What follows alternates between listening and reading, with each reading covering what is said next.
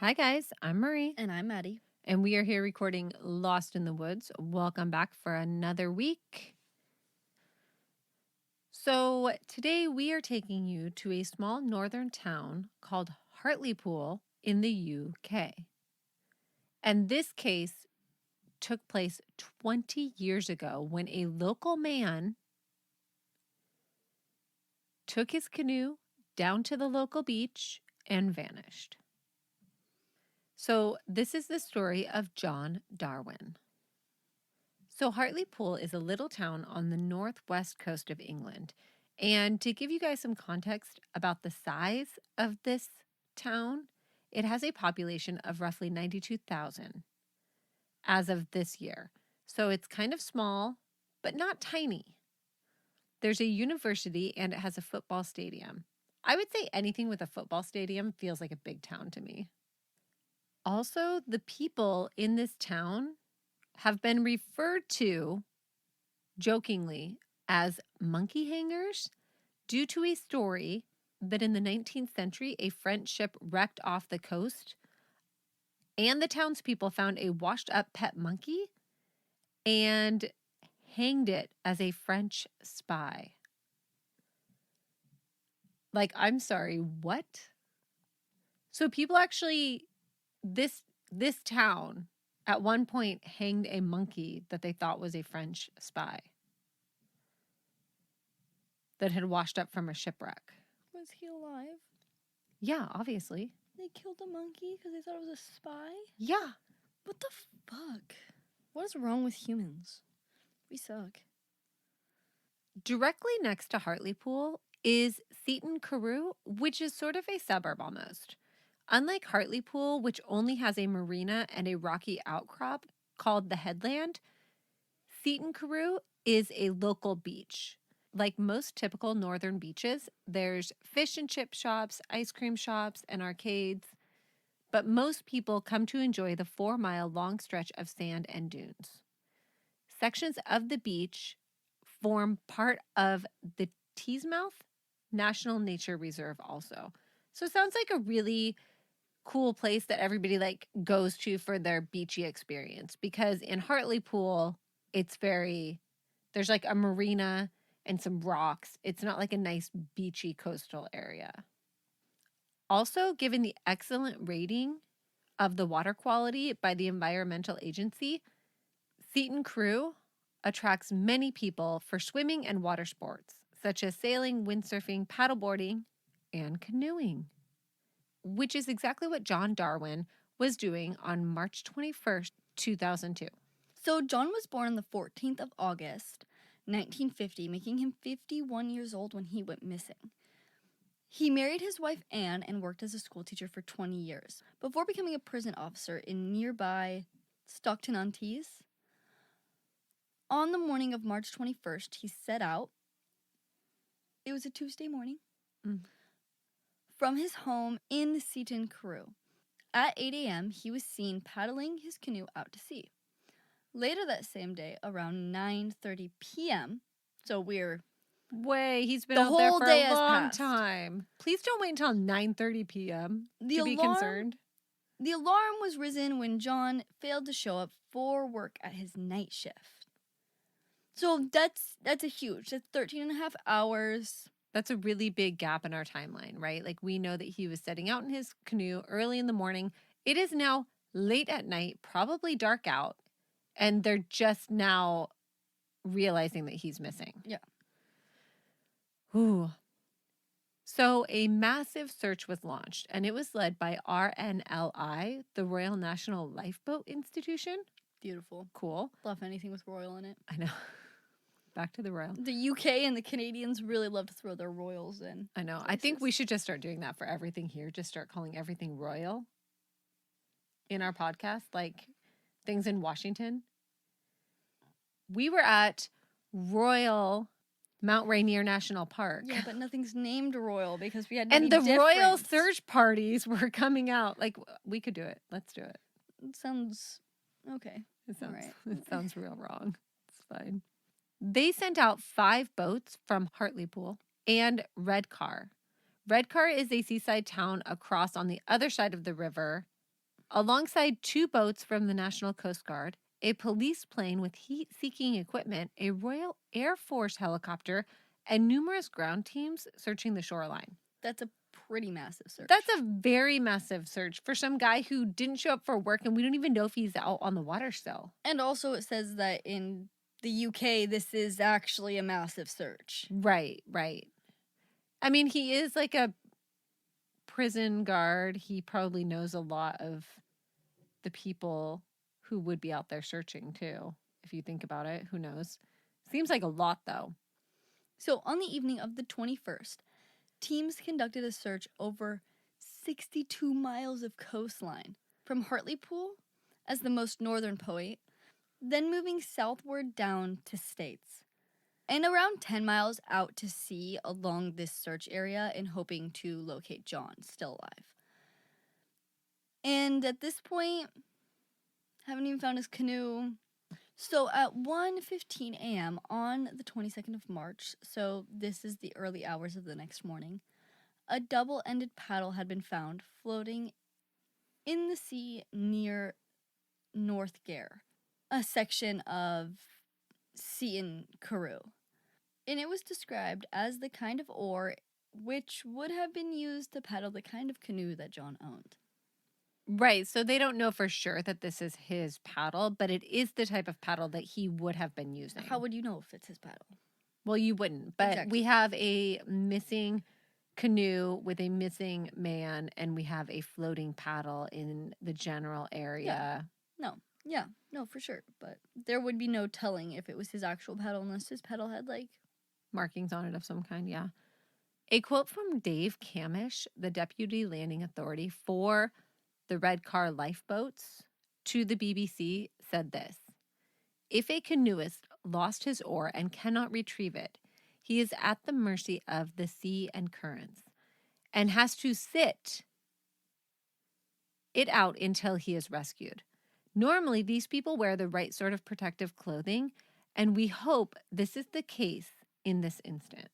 So basically, he's saying if he lost his oar, he could just be floating out in the middle of the ocean, unable to bring himself to shore or find his way back, right? So they're saying if he's wearing proper clothing, if he has what he needs, he could still just be out. Can you imagine being like out in the middle of the ocean? You have no paddle and you're just like fucking stuck. No. Canoeing is, I don't know. Actually, I think it was a kayaker that was swallowed by a whale. I was going to say I don't really like canoeing because, stranded out or you get... But I think it was a kayaker that was eaten by the whale. Well, kayaks are a little smaller than canoes, but like a canoe kind of comes up a little further on the sides than a kayak. Because I know that if I was in my kayak, I could lay on the top of it and I could like paddle with my arms to get somewhere. But a canoe, you can't do that. It's more open and wider. So I'd rather be stranded in the middle of nowhere with my kayak, I think, than with a canoe. But still. So the conditions that John would have been in if he is stuck in sea. Typically, temperatures in March in the area generally reach around highs of 10 degrees Celsius, which is about 50 degrees Fahrenheit. So that's pretty cold. And at night, the temperature drops roughly to 3 degrees Celsius, which is about 38 degrees Fahrenheit. Now, the temperature of the water, or the sea, is an average of 7 degrees Celsius, which is 45 degrees Fahrenheit, which is very, very cold.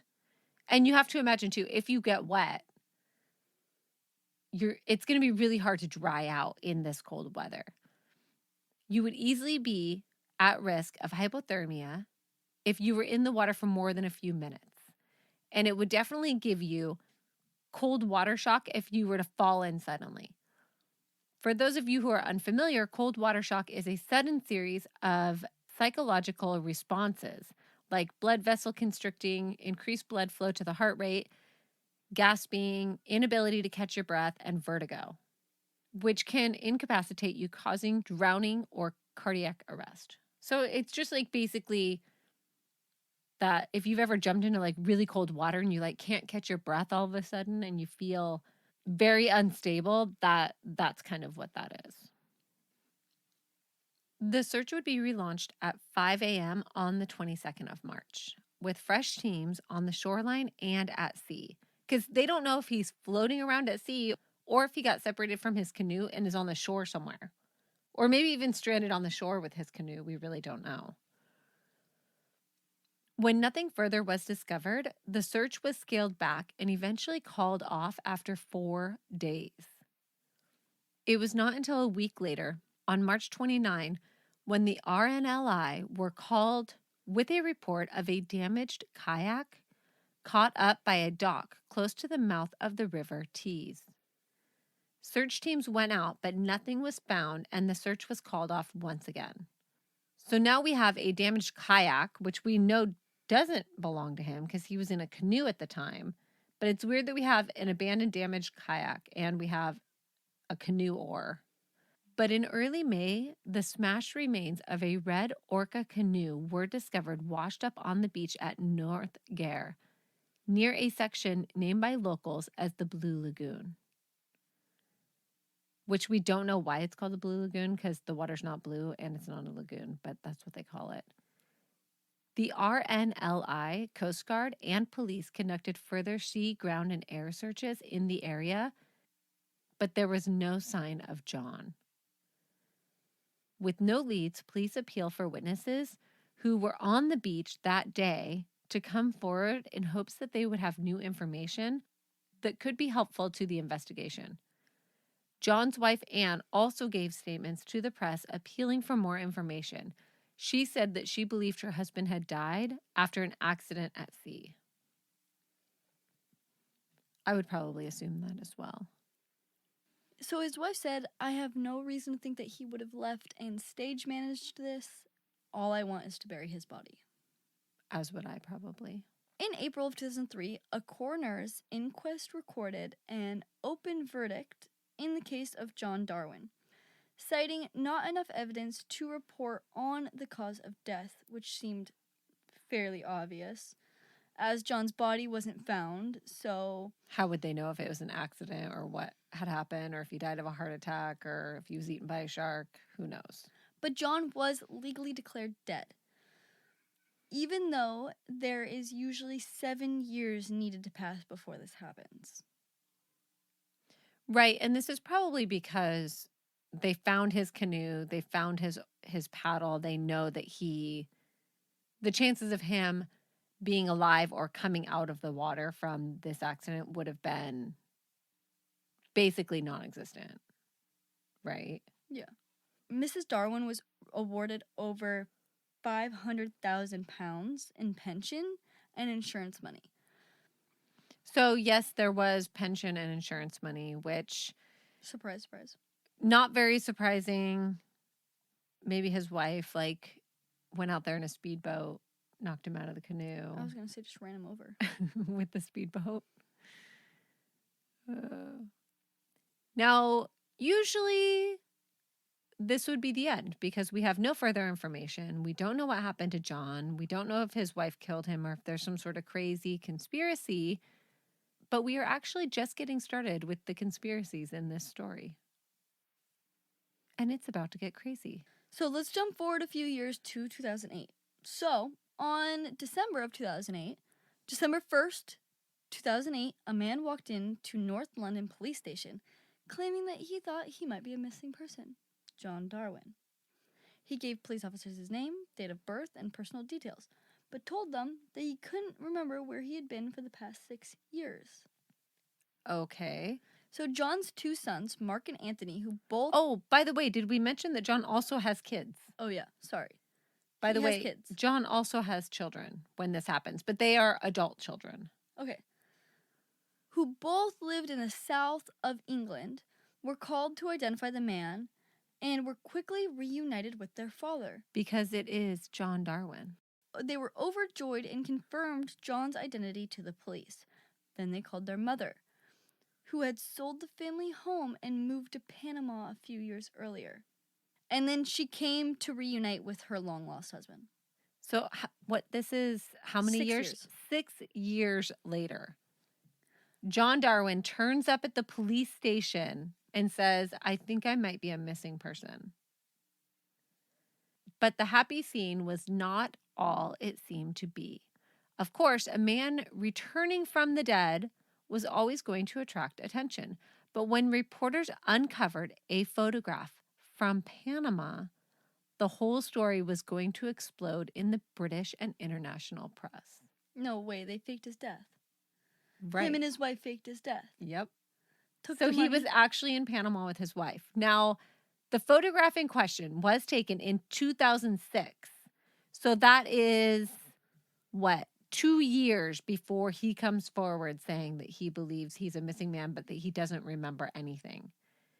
And this photo is taken by a real estate agent in Panama, which, hold on here, the image. So this is the photograph, Madison. So it's basically this real estate agent, and he's standing and smiling at the camera, and then there's a couple standing next to him. And it's John Darwin and his wife. And they're both standing there grinning at the camera like the fools that they are, because why would you allow your picture to be taken if you are hiding, if you are in hiding and have faked your own death? Did they just fake his death for the insurance money? Kind of. It could also be, too, that they didn't realize that this picture would end up anywhere near England because they're in Panama, right? So they're thinking maybe this will get posted in the local paper. But you guys, everything is online now. The photo was sent to the Daily Mirror, who ran a story titled, "Canoes This in Panama." Get it? Yes, I get it. Like, who's this in Panama? Canoes this in Panama? Clever. When shown to Anne Darwin by police, she allegedly broke down in tears and confirmed that yes, the image was of her and her husband, who she had claimed was dead for 6 years. It was this photograph that unearthed a mass of lies and deception spanning half a decade. So, you might be wondering what really happened on that March morning in 2002. So, after some investigating, police found that John made several calls from their home to his wife's work on the morning of his disappearance, in one of which it is alleged that he told Anne, "This is it, pick me up later." Now, these are Anne's words. This is what she told police. And this really makes it seem like a lot of planning had gone into this scheme, right? John then takes his canoe down to the beach and he paddles out into the calm spring sea.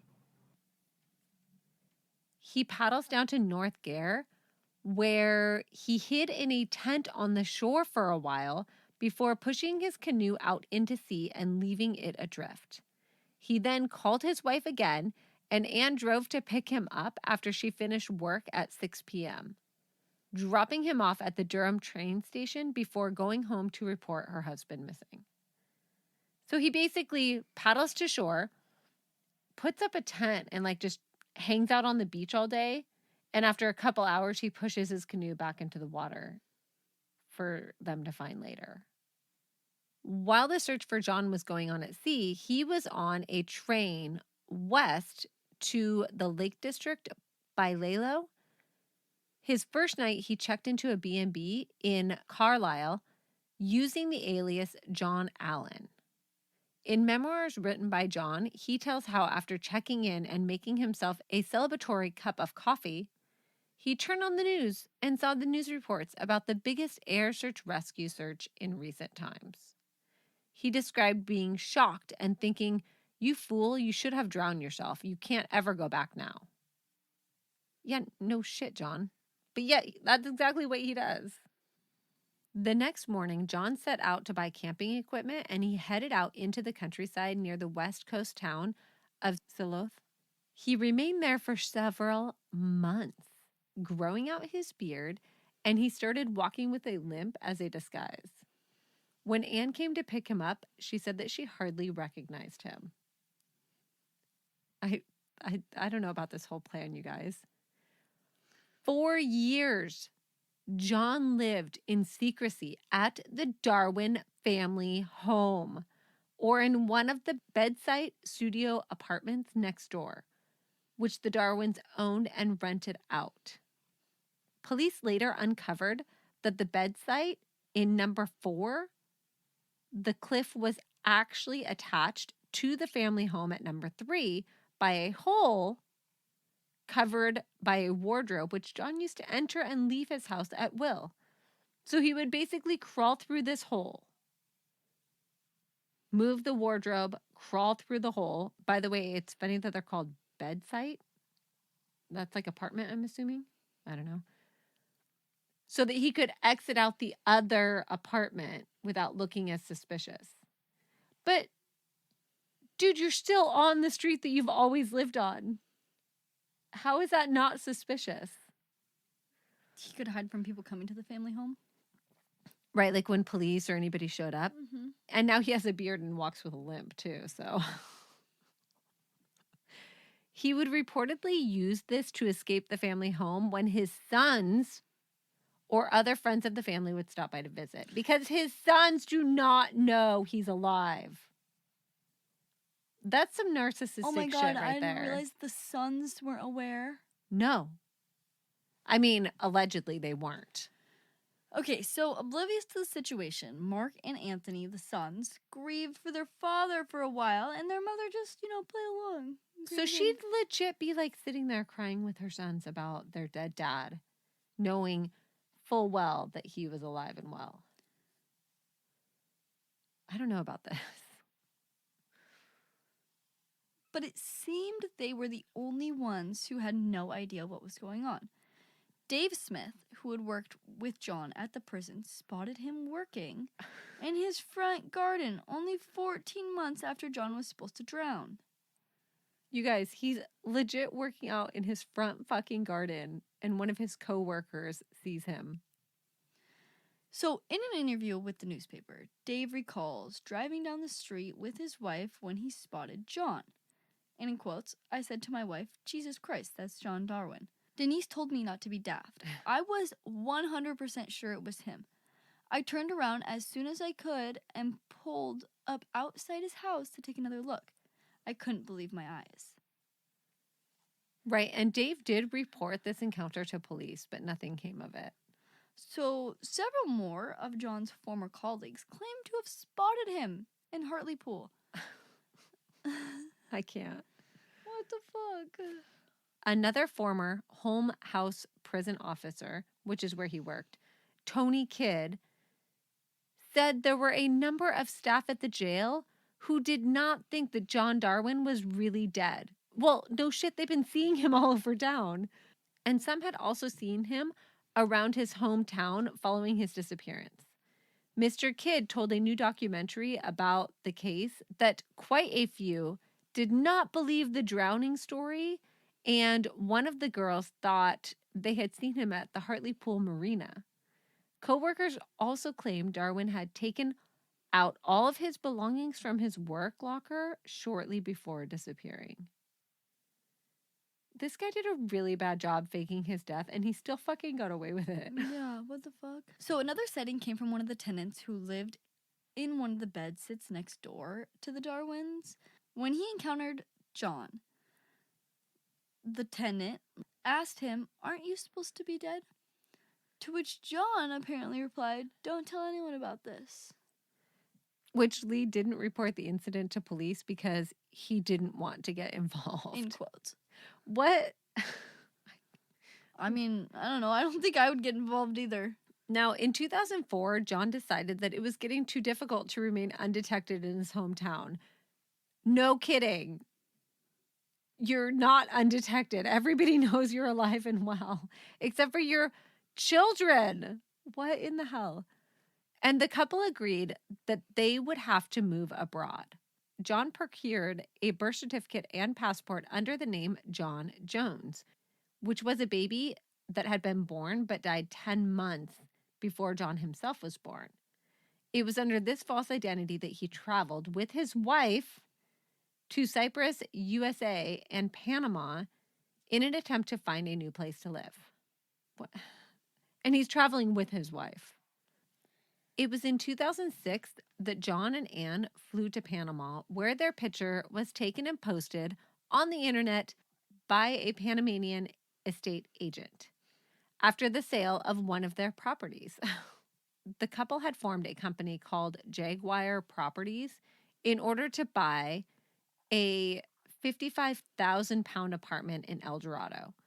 It was here that John stayed, living off of the proceeds from the sale of the bedsit property that they had sold before they moved.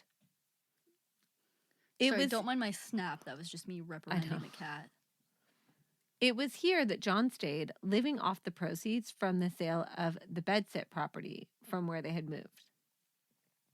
Meanwhile, Anne had flown home to sell the family home to fund their next purchase of a small tropical estate near the Panama Canal. The couple had plans to build a hotel and run canoeing holidays for eco-tourists. No way. The What a irony of coincidence. that, I know. Like, hey, we'll run these little tours for you in our canoes.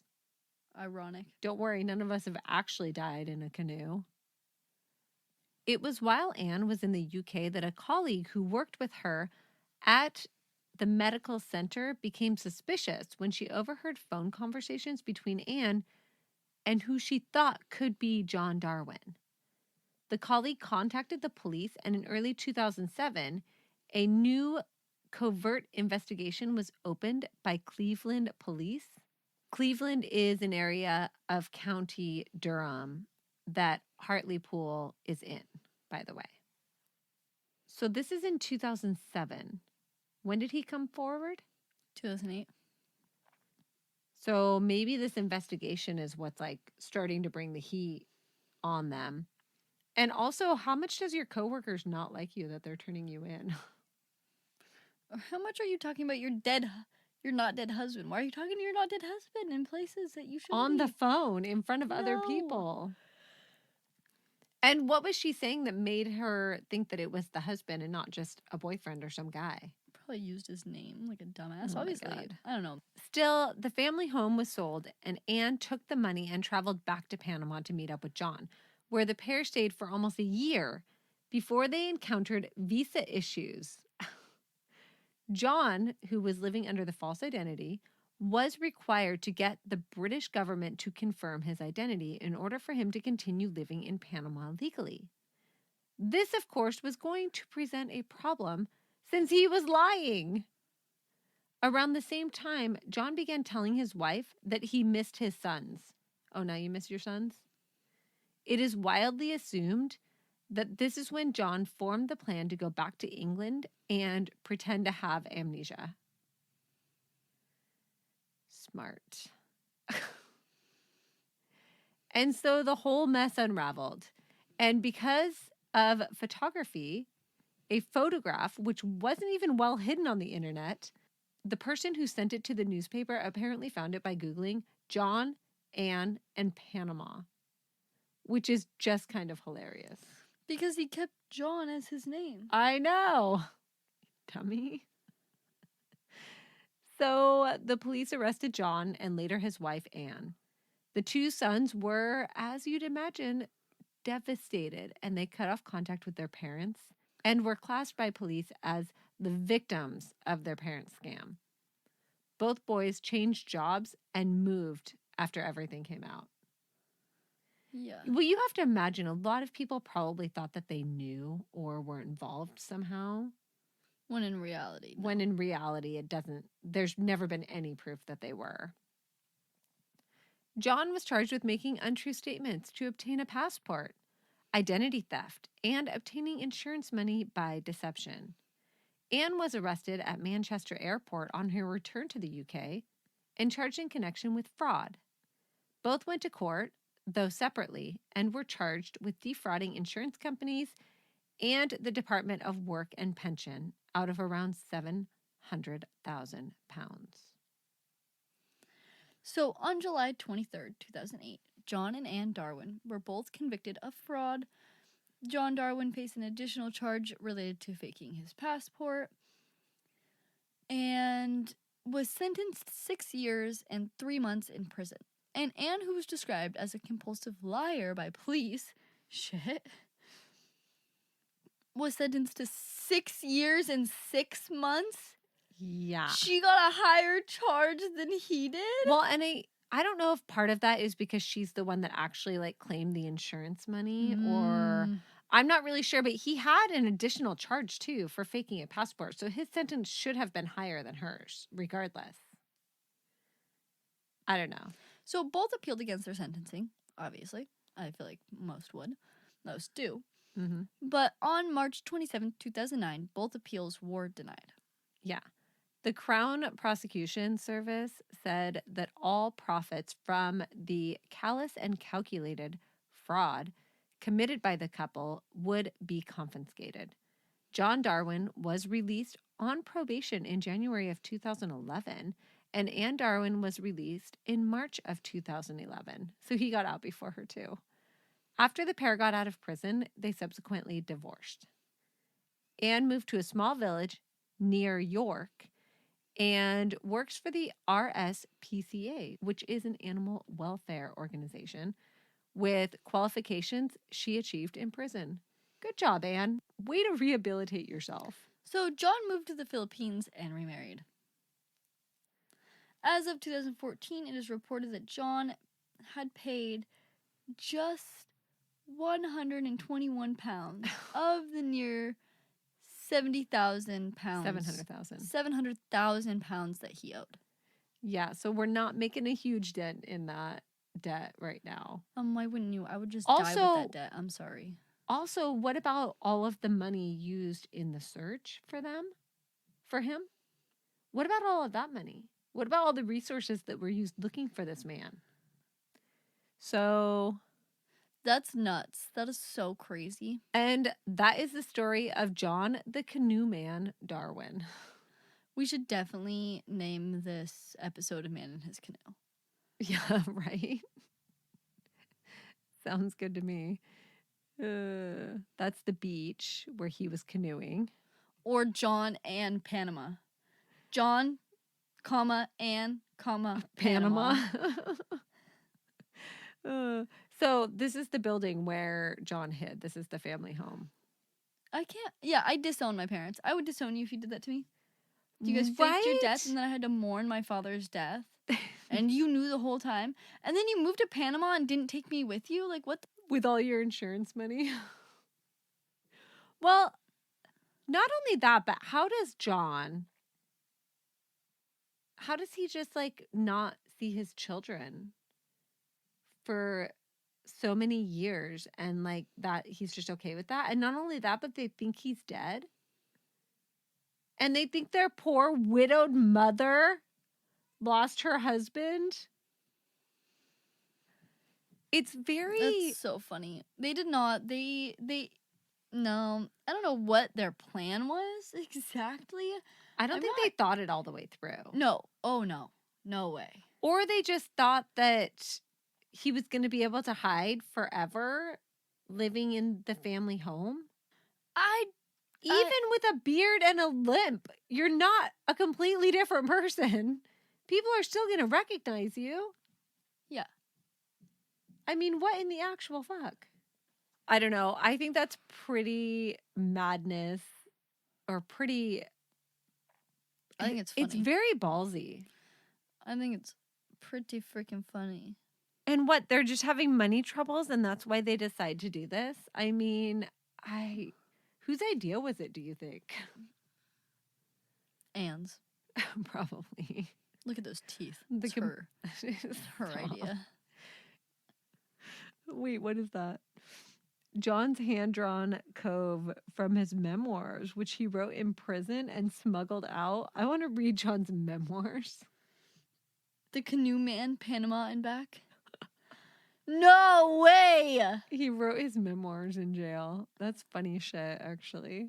I don't even know. I find these people very narcissistic. I don't know. The Canoe Man? The Canoe Man, Panama and Back. I wonder if this is, like, something you can actually, like, see, his memoirs. I don't know. He had to smuggle it out of prison. You can't... I don't think he can earn money off of it. So it's not like he could sell it as a book or anything. He is in the Philippines. I guess he can probably do anything he wants. I mean, he did die already and come back to life, so. But yeah, let us know what you guys think of this episode. It's bananas. I don't even know. Okay, well, that was the Canoe Man.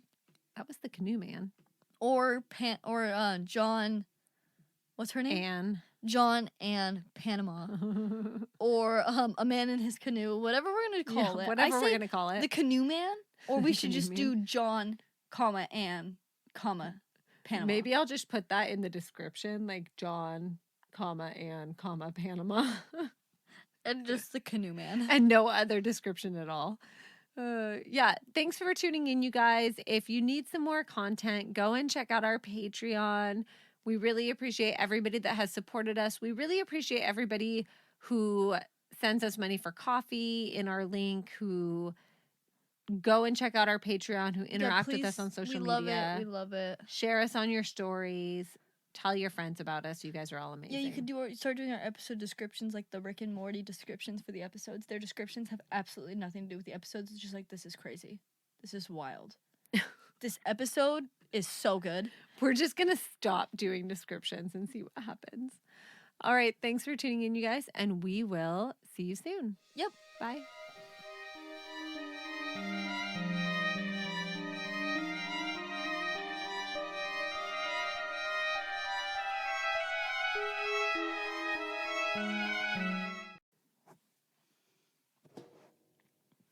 His tail. I know, he just can't help himself.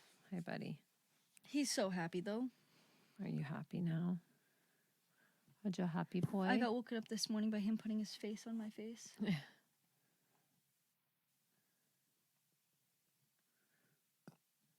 We just brought Maverick into the recording room because he actually must be a fucking smart cat, because I will grab my laptop, and if I walk downstairs with my laptop to go get Maddie to record or do anything, he immediately goes and sits by the door out to the bunker. Yeah, or I was letting Goose play in the garage the other day, and I asked Maverick if he wanted to, and then he didn't, do anything. And then I went and opened the bunker door, immediately came running downstairs. Yeah, he, legit loves it in here. I don't know why. I think maybe because we don't let Goose in here, so he thinks it's, his own little privileged, spot or something. His own little place. But it literally takes him, 20 minutes to decide whose lap he's going to sit on. He, walks back and forth. Has to rub his scent on everything. He bumps the microphones. Right now he's rubbing his face on my computer. Just chill out. And he's sitting super awkwardly on Madison's lap right now. He's drooling like a monster. Oh, he just flung drool all over the place. Aw, happy kitty. Happy boy. Oh, nice. Oh, yeah. I love the butthole right in my face. Maddie definitely wants your butt in her face. Continue to sit like that, please. Oh, Jesus. I'm trying to stop his tail from hitting the microphones, too, because his tail is just straight up in the air. All right, buddy, you gotta lay down. But yeah, and then while we were at the Mariner game, the fire alarm went off, which I don't know if you've ever been in a stadium when the fire alarm goes off. I had no idea it was a fire alarm. But basically this alarm starts going off, and it kind of sounds like it could be part of the music or the make some noise, all the stuff that they were doing. And then after a minute of it not stopping, everybody's like, what's going on? And there's lights flashing. And then all of a sudden the players start just leaving the field. The umpires get together and the players start leaving the field, but nobody's telling us what's going on. Then 5 minutes goes by and the alarm is still going off. And then they put up these big, the big board. It says, please remain in your seats. Do not get up. And I was like, what the fuck? And then as soon as they put that sign up, people started getting up and evacuating, leaving the building. The people sitting next to us got up in a panic, left, and they didn't come back for the rest of the game. Oh my God. They just straight up left. And we were like, does somebody want to tell us what's going on? And so I messaged Hannah and I'm like, are you watching the game right now? And she's like, yeah, there's they're showing the kitchen and sprinklers are going off. Something's happening. And I was like, are they saying what's happening? And she's like, no, not yet. And I'm like, what in the hell? So for 10 minutes, the fire alarm goes off and we're all just chilling in our seats, not knowing what to do. We actually talked about getting up and heading for the exit. Because who knows what it could have been? And I'm sorry, but if you're going to take the players off the field and you're probably evacuating them through like some secret door that we can't see. Yeah. No, seriously. Like, no. It was terrifying. I was like, this is not okay. Especially with all of the stuff that's been happening recently. Like, you just never know what kind of crazy thing might be happening. Not to mention, this was my first time going to Seattle in like years. I have not been to Seattle in years. And it was like my first time going to Seattle in so long. And then we're like in a Mariner game with the alarm going off and they're telling us not to leave our seats. That explains why traffic was so fucking weird in Seattle. Because I also went to Seattle. And I was wondering why you guys chose to go to Seattle when the Mariner game was happening, but It wasn't our idea. It wasn't our idea. Me and Hayden were like, oh my God. I will say we were driving to Seattle and we were like driving like we passed the Space Needle area, like where you could see the Space Needle, and Phoenix was like, I miss Seattle. And I was like, me too. And I will say it was not better than I thought it would be. That's so funny. Maverick is so cozy. You're so cozy. Oh my gosh, I have to learn how to harvest like 20 different vegetables today. Yeah, you better get on that. I gotta go to Chelan. I gotta go drive across the state. Madison's gonna go hang out in Chelan in the warm weather while I have to figure out how to harvest all of my vegetables in the rain because it's fucking raining here and I don't know, everything has to be like harvested differently, I feel like. It does. Like, can I just go out there and like start picking shit because it's out of control? My vegetables are out of control. Sure. Just see what happens. Yeah, I'm sorry for everyone who lives in Washington State because our summer still hasn't started. It is June 20th, and we have still not had nice weather. I know. It's very, although I went to the Mariner game yesterday and the weather was weirdly warm yesterday. Well, the sun came out for like an hour or so and it was like a little warmer than normal, but it still rained in the morning. Like we had no idea what it was going to be. And then it was trash later in the day and the wind picked up halfway through the day. England. How do you pronounce it again? Hartlepool. Hartlepool. So directly next to Hartlepool? What is Hartlepool. Hartlepool? Unlike Hartlepool. Unlike Hartlepool or unlike Hartlepool? Hartlepool. Okay, I'm going to start over. Okay. So directly next to say it again. Hartlepool. Directly next to Hartlepool. And it's sort of a suburb almost, unlike Hartlepool. Hartlepool. It's not spelled at all how it fucking says. Why the fuck? It's spelled almost exactly how it says. In Seton Carew. It's just Hartlepool versus Hartlepool. So the LE is just pronounced differently than how we would pronounce it here. That's because the English language fucking sucks. Okay, either way, can we try to get through this paragraph? Okay, so directly next to Hartlepool is Seton Carew. Sort of. Carew. Fuck! Seton Carew. Carewy? What? Where are I you getting the I don't know. sound? I literally can't fucking read. Why is the W at the end of the goddamn fucking word? I'm gonna freak out. Okay, so directly next to Hartlepool. Directly next to Hartlepool is Seton. I can't do it. I'm done. I'm fucking done with these names. You go. This is your paragraph. I'm done. I literally can't. I almost said Crewy again. I'm fucking done. I can't. I'm gonna die. Okay. Not before me because I'm gonna end my life because I can't read. Okay. From Hartlepool.